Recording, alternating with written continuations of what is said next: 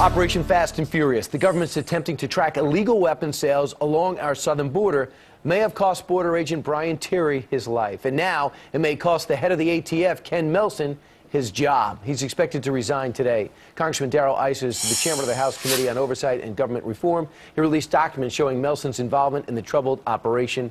Big hearings last week. Welcome, Chairman. First off, should Melson lose his job? He should. He was part of the bad judgment. And when I say bad judgment, it wasn't just him. They had to go to justice to get money, to get FBI agents, all the other people that helped coordinate this, and to get the wiretaps they used. This was a program so stupid from the start. Like everyone, you said, track. What they did was not track. They videotaped when the purchase was made. They tracked for an hour or two, and then they were ordered to break away, and they didn't see the guns again until they arrived at a crime scene, usually in Mexico.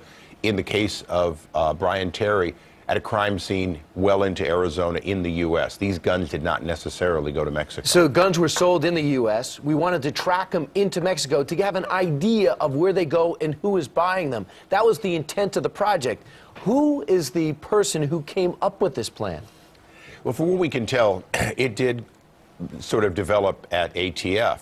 But as they got approval, buy-in, many of the ATF agents said, no, this is stupid. We don't let guns walk. They were punished for it. There were reprisals. Our whistleblowers, in many cases, are long-standing ATF agents who said this is wrong and were punished for doing it.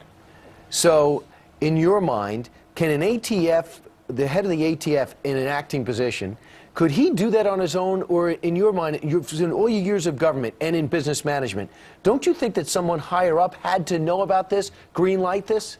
More than just higher up. U.S. attorneys, justice itself, all the way up to Lanny Breuer at least, and most importantly, even a federal judge who had to sign off on these wiretaps.